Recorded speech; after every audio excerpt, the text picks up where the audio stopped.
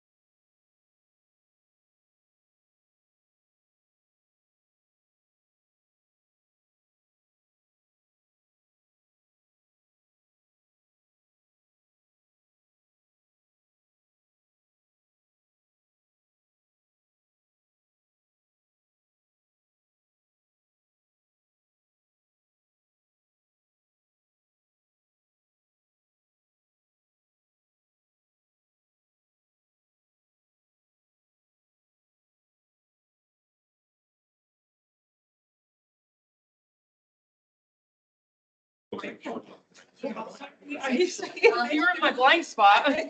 Now, so that, So I'll just read off. you're, I have no hard copy here. then you're good. Just put it up there. We told you. Just totally steal his thunder. Lisa Turner's puppies. Sounds good. Right. Oh, okay, we're gonna get started. We really made it through all sections other than the last section. And that I'm gonna pass over to Jose to introduce. Yeah, so in the last item that Councilor Kosa placed on the retreat was a little bit more, not so much of a staff research item, but I think some ideas that he would have, or at least discussion points that he wanted to talk about, specifically with maybe a second study session and some ideas about counselors and how to dialogue and have conversations. So with that, I'm actually just going to pass it to Councilor Koso. I'm here to obviously answer any questions that you may have about historically, or Mark's here also for rules of procedures and how these things may work if that's necessary. But I think this one probably is going to be more of a conversation between the council.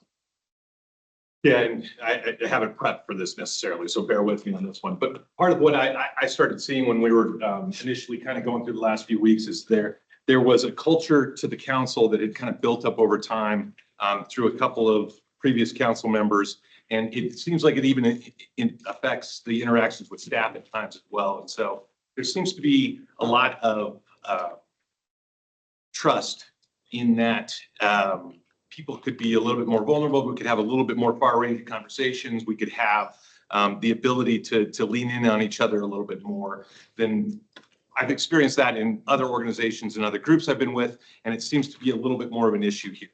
Could be just my perception, probably why I wanted to bring it up and talk about it as a group as well. But there is, to me, an unnecessary level of report out. And sometimes at the study sessions and those things, I felt like I was hearing many of the same iterations from staff multiple times. When Sarah had recently done an update, she had sent out what I thought was probably an excellent way to get updates in that it was linked. It was fairly concise in regards to the key projects that she was working on. I thought it was relatively easy to update for the staff and team. And instead of necessarily having a lot of repetitive updates that's in front of us, we could take that time instead and start talking about, maybe dive deep on one or two issues that we really wanted to mull over and have the conversation. It feels very much to me, and it's set up this way probably on purpose, that we're siloed. And our conversations are happening one-on-one, but there's very little group interaction until we get to a retreat or a format like this. And so this is really the structure of what I'm trying to do, is how do we achieve a little bit more time to sit there and take one or two topics and go deep. And I would even say that maybe each of us takes a topic or two and is engaged more in that. And I think there's some discussion to be said for how, I can take an infrastructure project and have the interactions that I would like to have and be able to be maybe the link to the community members that we've not necessarily had a great link with before. How can I do that without it, keeping everybody in the loop, keeping everybody informed, but I do take a lead position on that in some ways. Does that make sense? Dull glassy-eyed stare.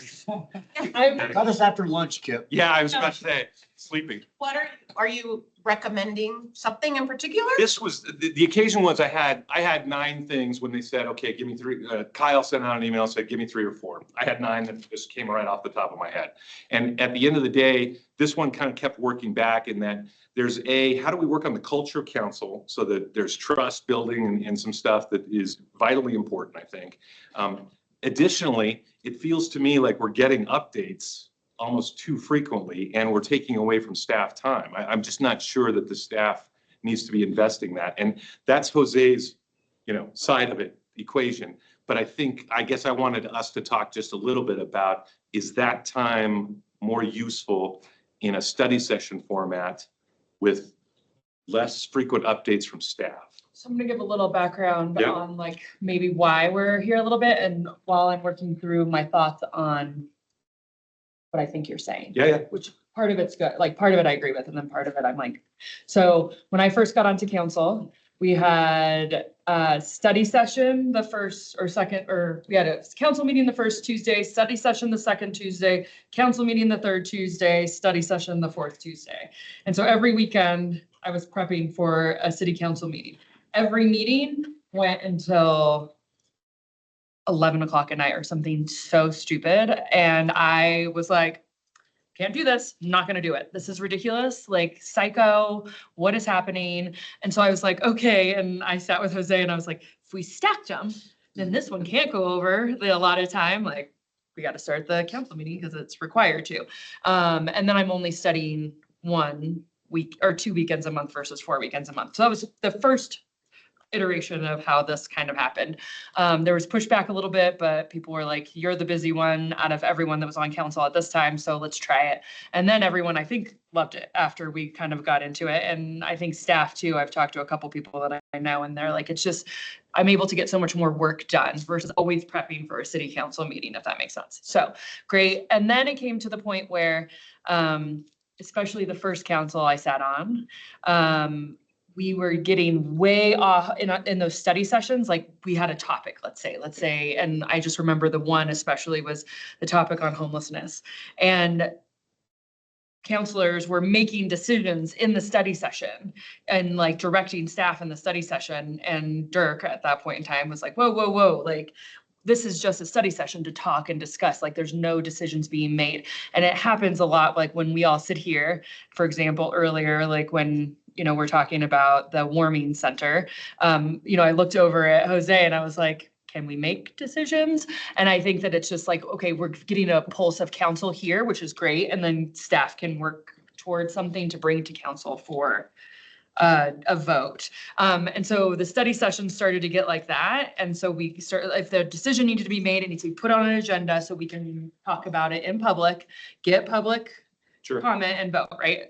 And so then we were just doing so many study sessions and it felt like that, like we were getting the same information over and over and over again. And so Melissa and I think went to Jose 2 years ago or something. And we're like, what's the point? What do we need? What do we need to be informed on? I like one study session a month with like a quick update because then I know like, and not every person that updates me during every study session, do I take that information? But on occasion, like someone will ask me about transit and I'll be like, oh, we just got an update and Sarah's working on this parking plan. And it gives me talking points for the month when I'm talking to constituents. So I find that nice. I'm just rambling. I just was trying to work through like why we're here. And my purpose, I guess, I just want to make sure it's productive.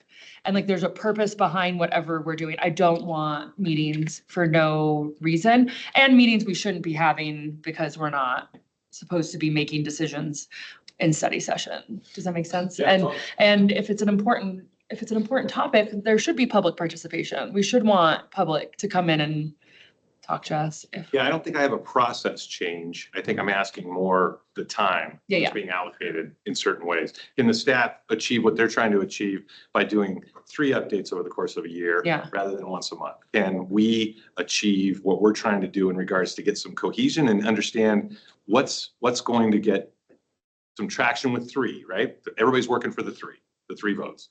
So can we do that easier by having a little bit more opportunity to have group discussion in a public format, following all the rules and those pieces, and save everybody a little bit of time? Because, I looked at my list of 9 things and, 4 or 5 of them, I have no idea how the rest of council thinks about it. And I want those opportunities to approach the subject. Well, and I think a lot of that too will get worked out as you're on council longer, you know what I mean? Like a lot of the background stuff, I think, can get worked out. But no, I get that. The only other thing too that I like, if you're talking about being specialized in like 1 or 2 areas. I'm talking so much, sorry. No, I'll finish this thought and then someone else's. 1 or 2, I just am thinking 1 or 2 areas is we ran into some, so like, let's just say, for example, Gilda and I disagree, or have in the past, maybe not now, maybe she's on, but we've disagreed on next steps, right? So let's say she's, I know we did. We can disagree, we still get along, we like each other. And so if she was the representative on next steps, what she thinks is getting communicated to people isn't what I'm on board with. Does that make sense? And it might not be what the majority of council is on board with. And so that we had that trouble with Infrastructure Advisory Board, with Parks and Rec before, and a counselor who's just supposed to be a liaison and supposed to represent representing their opinion. And we've got to be careful that It's the trust factor that I was talking about. Right, exactly. And I Yeah. trust all of you. I trust everyone, and I do anyways. But I also want to make sure that I know what's going on. And I feel like we only set policy. Like we're like this big, I'm not in the weeds. I don't work in finance. I don't work in transit. Like we have these people with amazing degrees and backgrounds, and that's their job to go into the nitty gritty.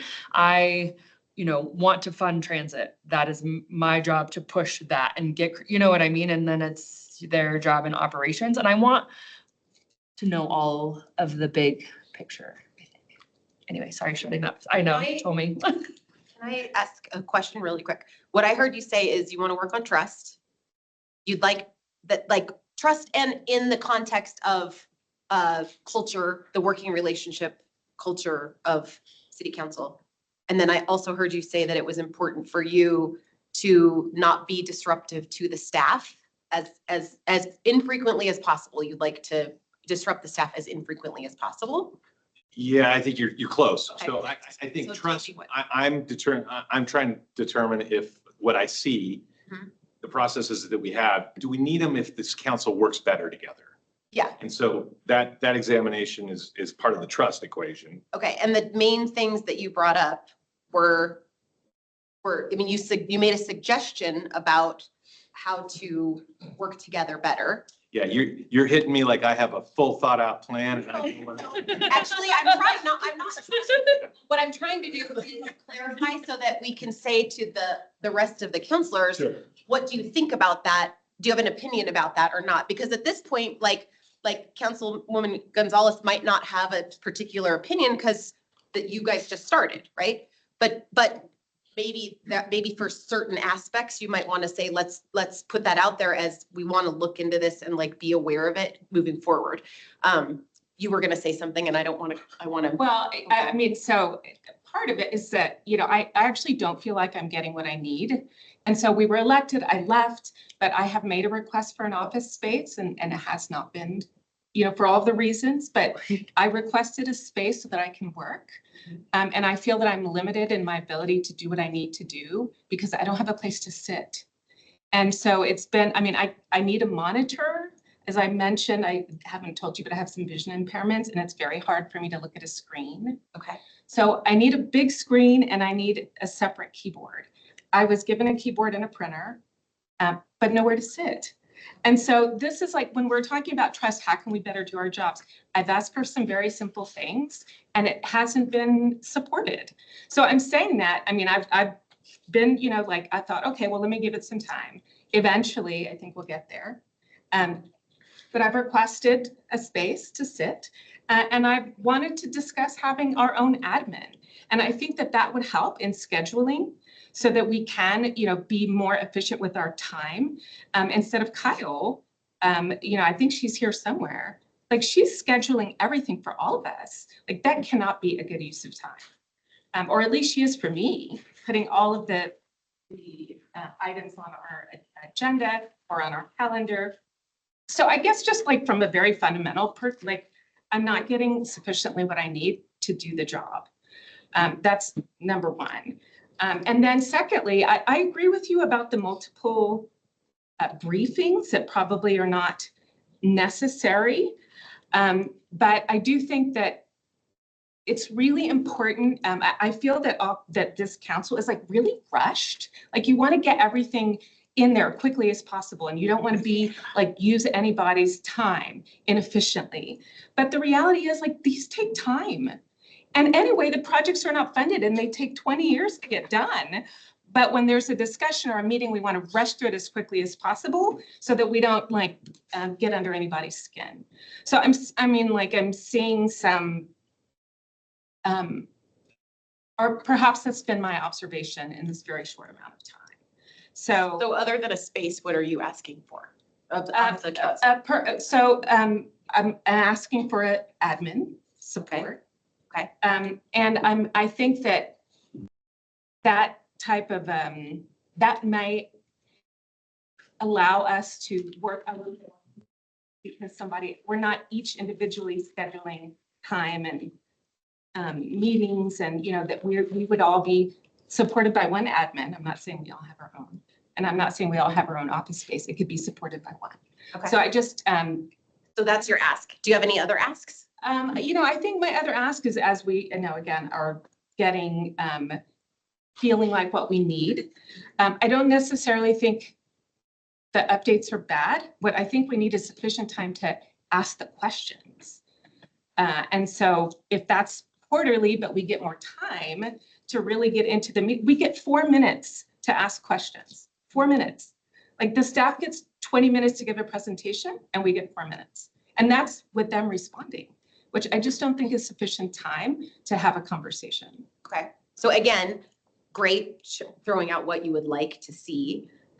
You're throwing out what you would like to see. Other counselors, do you have? Yeah, I think Councilor Gonzalez, you touched on a good point. The pendulum is always in motion. And I think Jessica can speak to this more than I can, but my understanding is that before I even came onto council, that the study sessions were such a shouting match and an argument, and it got so devolved off topic that we had to put these stricter rules and procedures in place to keep everybody in line and on topic. And so again, we had to go all the way over on this side with the pendulum. And now that we have a council that is functional and we get along fairly well, and we can be respectful and disagree and talk about those things, I think now the time is ripe for maybe that pendulum to start swinging. And what can we do to allow more free flowance of conversation? I've always wrestled around with, especially on the dais, you get 5 and 3, and I hate that. But I understood why those procedures were put in place, because you had 11 o'clock, 12 o'clock meetings. No good decisions, just like at the ranch, happen after 12 o'clock. So I really have, I had a qualm with, like, there was no genuine engagement back and forth of, like, going back and forth with questions or rebuttals or responses. You had 3 minutes to make your response. And after that, unless, we had to take a vote and we could go on.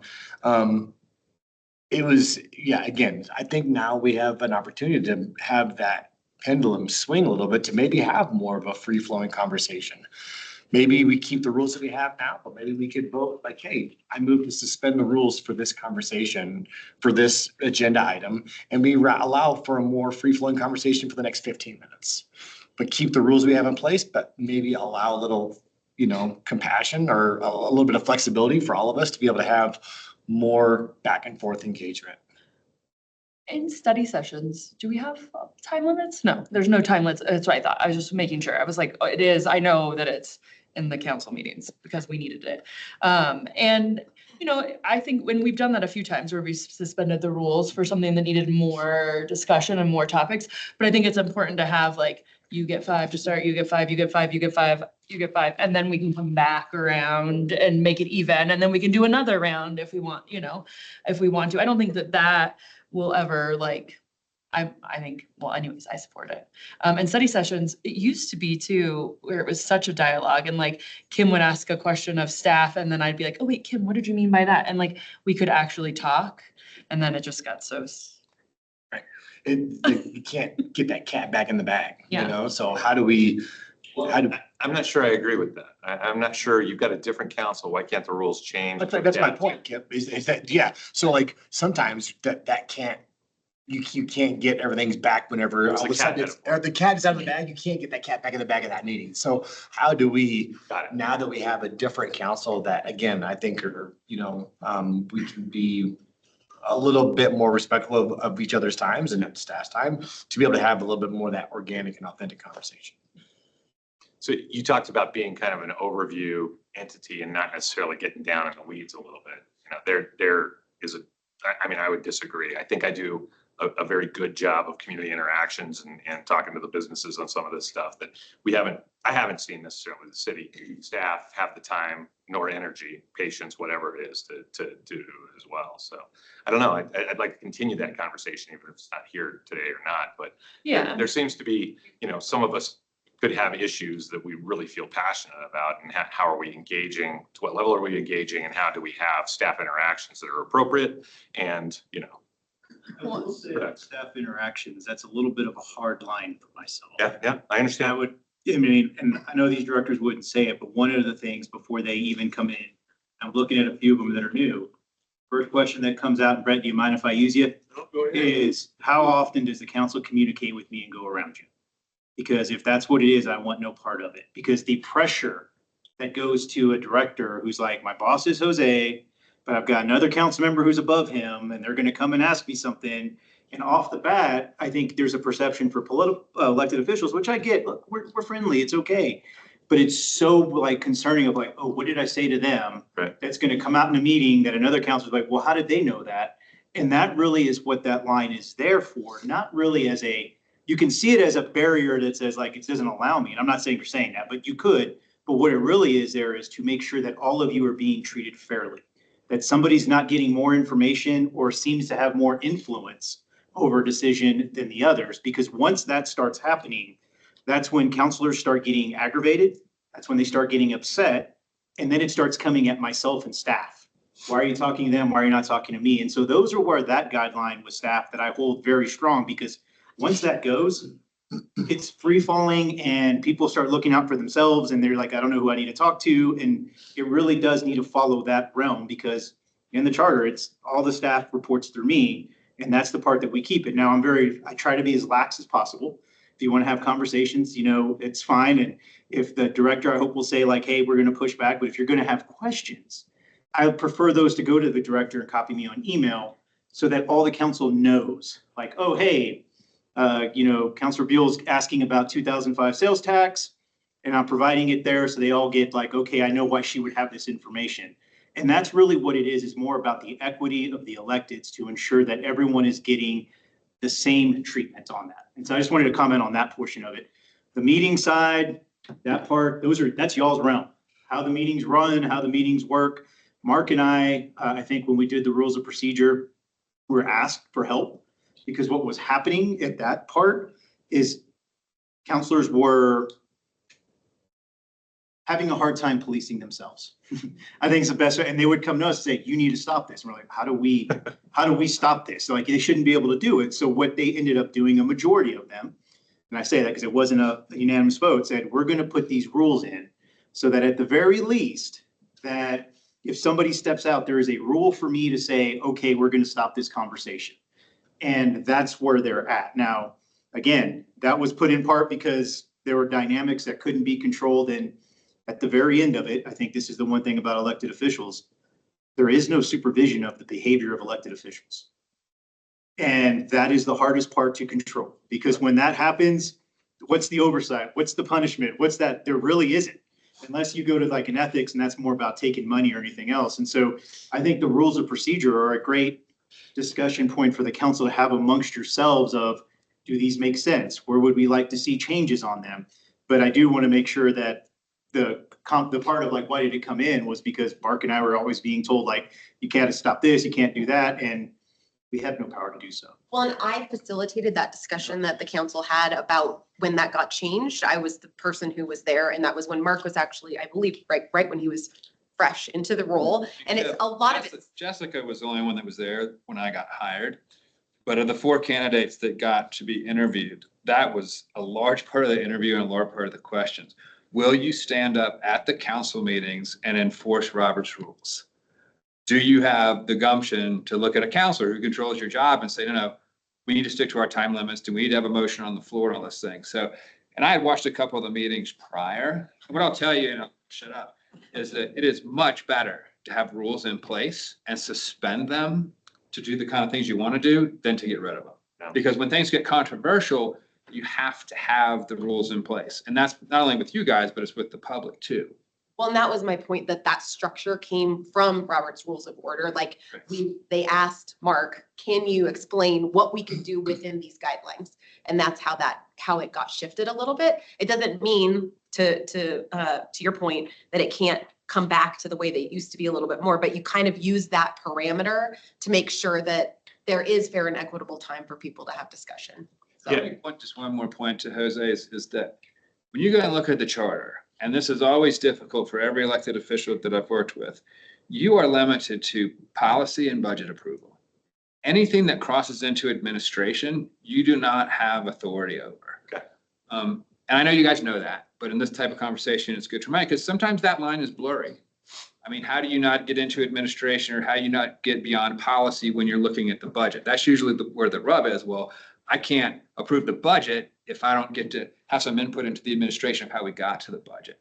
And we're not going to solve that problem because every government struggles with that. But very, very clearly, your job, if someone asks you what you do on the council, the answer is I set policy and I approve the budget. Anything else you want to add? Let me add something. Okay.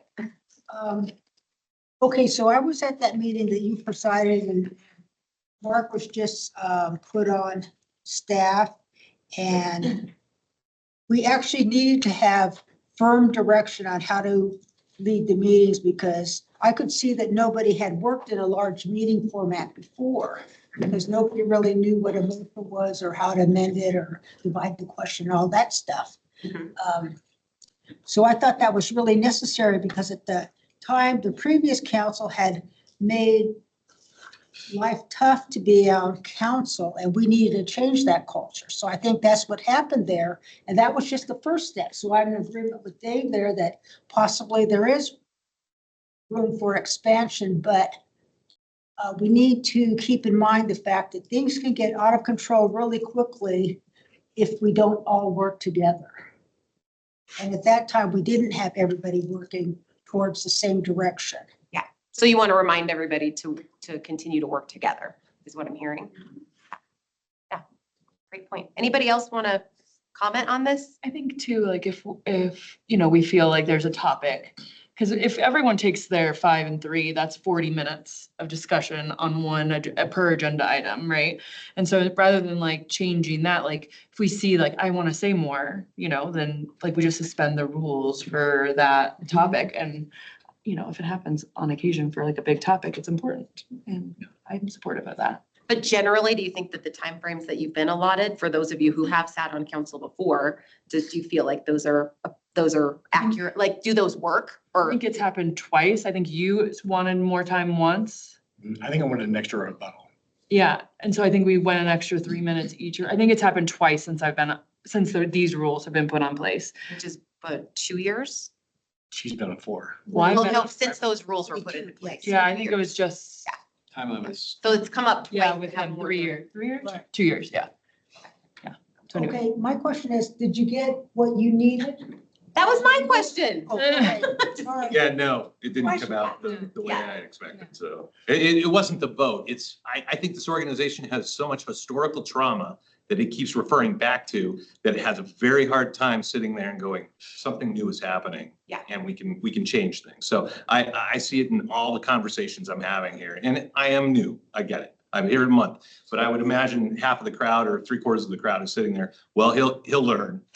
Just give it 6 months, Kip, and you're gonna be, you know, the burned out historical trauma victim that we are, you know? So that, I'm way over exaggerating. Hopefully everybody appreciates the hyperbole there, but that's the piece that I'm having a hard time frustrating time with. But I also think, give it 6 months. We'll see how things go, chip away at it. And if it's not better in 6 months, then I'll be more aggressive in the next retreat. Well, and all of the people here who know me and who have heard me speak, culture is what we allow to repeat. So if you want to change the culture and there's something that's happening that you don't want to continue, then you have to break the cycle every time you see it happening. So if it's something's going on that you're like, this is part of the problem, then you have to call it out and be confident and comfortable in saying that in order to change, to make a change. And it has to be sustained and continued, because what happens is you make a change, you know, you say something or do something different, and then it slides back to the way that it used to be. And by the fact that you are aware that there's something that you want to be different, then I would say that your place of being empowered in your role is to put a stop to that when you see it, as long as it's within the guidelines of what your responsibility is and what you can do in government. And then also like what your personality is, because each of you brings something special to this council. So did you have something, Councilor I don't Gonzalez? know, I'm not sure I can articulate it, but I'll try. So one thing that has come up over and over again regarding culture specifically that you are mentioning, was that there was often these like handshake deals. It came up in a conversation yesterday. And so there is still that culture that there are handshake deals, and there are some of us that were never allowed to participate in any kind of handshake. What And do you so- mean? I mean, that Latina women were not involved in those conversations. Mhm. So as we're like going to change that, and there's the, when you talk about historical trauma, like those are things that we have to overcome, and it's hard and long to do that. And so I don't have a solution. I'm just saying that like I'm sensing that has happened not just here, in a lot of places. And you want an awareness and to call it to light. Yeah, just, like when we see it. And so that's when you said, well, hey, you have to call it when you see it. That's sort of what came to mind. Okay. And I mean, it came up yesterday at the meeting with with the 911. So again, I don't know how much that is true or not, but also like we weren't sufficiently briefed on the item. I wasn't here, so perhaps others were briefed and I just wasn't. Okay. But that's the kind of thing that comes to light, and perhaps like there were things that were done and not everybody was like privy to those conversations. Okay. I think on the 911, what you will see into that comment specifically in that meeting, I can't talk about anything else. There were a lot, and there still continues to be with the county and the city, with some other organizations, what we would call handshake agreements. And why we call them handshake isn't, at least the intention of why we call them handshake is because there's nothing that documented that's what we do. We took over 911 and, well, the city always did 911. The county was like, here we go. Yeah, this is how it's going to be. One day we may need to put some guidelines. They're guidelines, but they don't really have anything that anyone signed off of it and all of that. So I think they've defined that as kind of a handshake agreement. You've always done it. I've always done this. And you will see that throughout this community. And I do think it's because the community, not that I believe from what I've seen that anyone was wrong or that, it's just how things were done. Like, hey, okay, you know what, county, you came and you paved this street. Next year, I'm gonna go ahead and do the next street. Well, as we've gotten bigger, as other people outside the community have come in and have gotten there, people start going back, well, why do we do that? And we all look back, and there's plenty of instances, I think I can look at every one of us that we look back and like, I don't know why we did it. We've just always been doing it. And that's what kind of has gone through. So I think it's the past practice repeating itself. But that's the one part I know, especially from that meeting, is we've always called it a handshake agreement because at the end, we had no document that we could take to court. Not that we were going to take the county to court, not that we're going to do it, always looking up for that, but that we could go and say, this is exactly what your responsibilities are. This is what your responsibilities are. Both our governments approved it, and here it is. That's what we sometimes call handshake agreements because we didn't have anything that documents the practice in which we're doing. Is that helpful? Yes, I mean, but that's, it's exactly what I'm talking about, right? Like that doesn't work anymore.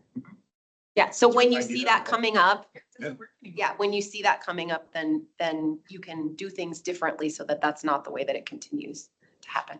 Anybody else on council want to? Yeah, maybe just a point of clarification. Mark, we have our study session and we were always, informed to ask questions of staff, and there was never really any deliberation across us as a council body during those, because we didn't want to make it known of like how we were going to vote potentially through what we said and what we did. Is there any sort of like bandwidth that we can expand to allow more of possibly some cross communication between counselors at a study session that allows us to like convey maybe information or questions? I don't know. So the legal problem is that when you do that at a study session, you run the risk of excluding the public from a decision being made without their input. So the idea of the study session is for you guys to gather information, ask questions to get the information that you need. And then that happens in the view of the public, but without the public's participation. That then gives the public an opportunity to come to a public meeting where they do have the ability to give input before you vote. So if you guys are cross-talking and sharing positions and ideas about things, you're eventually going to get pushback from the public that you're making decisions and violating the open meeting laws because you're doing it when they don't get to have input. So as a politician, you always want to save your decisions and your voting for a forum where the public has an opportunity to address you before you do it.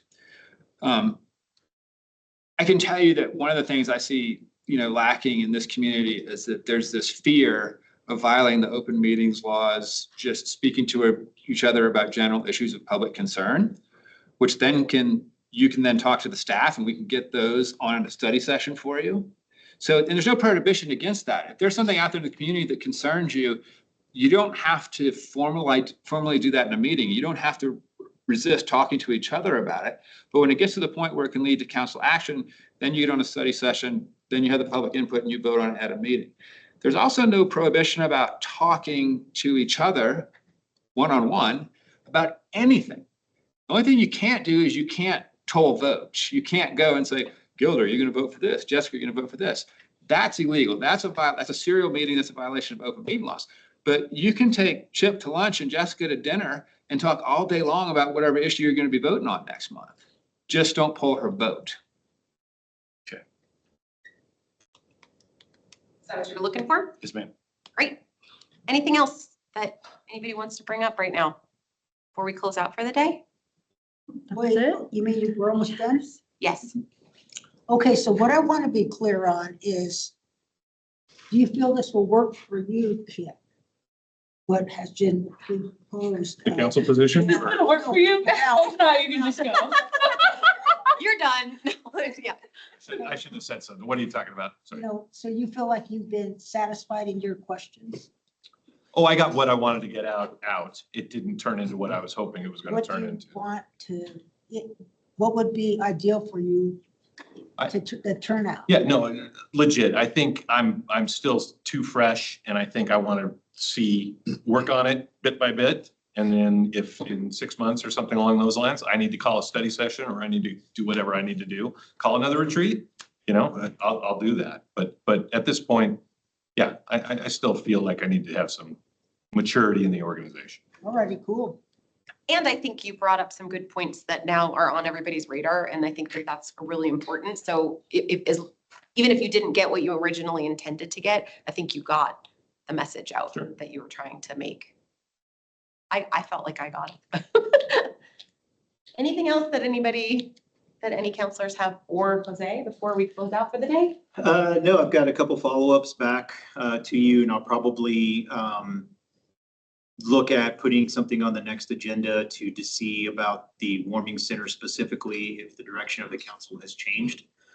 We do have only one counselor that was on that council that had that direction. We talked a lot about warming center, just so again, for the public to know that I probably will be looking at putting that on a council meeting for the council to let me know if that direction still stands, or if there's possibility that this council would entertain a warming center option to help and assist with.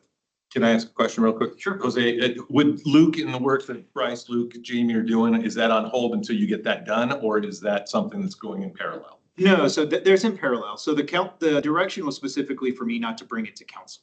Got it. So on this one, we're still doing background work to see where we would go, because we still need to know. We don't know if we have Sure. an option that I think the council, that we could approve to, but I would like to be able to have that freedom from the council to say, hey, Jose, the direction has changed. If there's a warming center option that you think meets the criteria, we would be welcome to listening, considering, and discussing it. I appreciate that. And the clock is ticking for me at least. Sure. So we need to move forward. Okay, so I have a question. So where did that directive come from, not to bring it to council? It was a Previous November, council. previous was like November. Them again. Yeah. I mean, it was my council. I'm here still. I could send the email again. It's like because I November haven't before listed you the were meeting elected. and who was there. But at the very, I brought up when the warming center was down on Third Avenue, where they were wanting funding. I brought it to the council. The council voted it down 4-1. And there was a counselor, not named to be named, but was really critical of me for bringing that to the council, and why would I do so? So at the end of the item, I did ask council for direction that I want to ensure that I am hearing the council correctly. Do you want me to be bringing these warming center ideas for council approval for funding or for ability to approve? And I was told by the majority of the council at that time that they did not want that to happen. So that was the direction in a meeting of, don't bring these back to us anymore. Now that council With has some other changed. parameters of near school. and- Those parameters actually came in the study session. Really? Yes. I didn't Yeah, remember that that. makes sense. Yeah, so there was a second part to that came through. So with that in direction, I think it's important for the public, because the last thing that they've seen, and many people have that, was this was the direction of the council. And for the most people, like Mike Tot, have understood that and agreed. And then so when people would come at the city for it or the county, they would say the city has been directed the manager not to bring warming centers. This would reverse that because we have a new one, and I would be happy to say we've got a new council. The majority would definitely has not had an opportunity to weigh in on this. Is this still the direction of the city, or would you direct me to do something else? And that's just a way to kind of clean that up. Yes, go ahead. Okay, so Jose, on that. Hold on, Yazzie. We're going here first Oh, and then we'll okay, come so to you. just in that discussion, I didn't hear any funding request. It was primarily a change of admin or of a land use. Is there a funding request? No, there wasn't a land use. There wasn't a land use, there was about an ordinance, and they have not actually said that they would have funding. But there's also a part that funding could be a portion of what they might ask for. Also from a city manager perspective, from my side of if it's still too close to be related, it's always good to go back to the council and just ensure that you want me to continue to work on this. Work on it, but I guess I just felt like there was not a funding request in that. There's actually never, to be honest, there hasn't even been a request. Okay. It's just been work with staff and find out like, hey, I think it was with Jamie. Can we meet with Jamie to decide where, like, how this would work and where that would go? So I don't really actually have a request for you specifically of how it would go. But I would not want to rule out that if they did ask for funding, that at least I have the ability to continue to bring that to council for consideration as well. And I can say that in my research with them, they have said they do believe that they have the funding necessary for the next year. But that's without knowing what the cost would be for another building and what that would be. So there's no immediate request on either end. All righty. Okay, so Jose, you still want a clarification how to proceed with the warming center. So what you're looking for when Kyle sends out her email asking for who wants to put what on the agenda, it could be helpful that somebody comes up with the suggestion to add this to the agenda, and this is what we want going forward. Mayor, I'd just be happy to do it because I'm looking for it. This is a part where I'm starting to see that the council has shifted. We're having conversations that are running contrary to what prior direction was. So instead of having to do that, then get it voted on, and put it on, this will be a request from the city manager to just see if I have the direction to change to be able to work on this. So there would be no need on that. I'll just place it on myself. That's good. Any other outstanding issues, things that you want to ask about or talk about before we close out for the day? What would we be doing on childcare? What would we be doing on infrastructure upgrades? So childcare, we have no funding or nothing on that. So I'm not going to say we're not doing anything on it. As requests come through, we would definitely kind of take a look in consideration. But we don't have an open request. We don't have anyone have asked us for funding. If there's something like that, I'd be sure to tell it to the council and then just let you know where we're at administratively. With the infrastructure, the design continues to go on. They're continuing to work on that portion of getting design costs for Main Avenue on that side. We just haven't finalized it or finished it. If I, as a council member, am interested in trying to get 250,000 allocated in the 2026 budget towards childcare support for the Alliance program. Do you need that soon? No, you have a budget retreat. So I think it's October, we have a retreat with the council that we go over the entire budget. I present you my proposed budget because by charter, I have to present you a proposed balanced budget. At that point, you would have discussions with the council members to talk about any changes, modifications, things you might want me to look in and go from there. Then I come back and present to you a reconciliation budget based on the change in direction of council. Knowing that that might be a consideration, I mean, just with everyone else, I'll always have in my back of my mind that that could be a consideration, but budget retreat and budget process is when that'll be discussed. Budget retreat is when? I think it's October is when we normally have it, like end of October.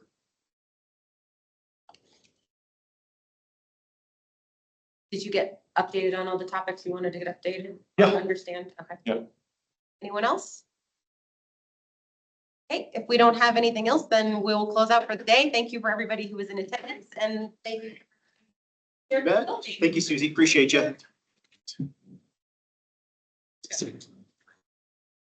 What to do with myself.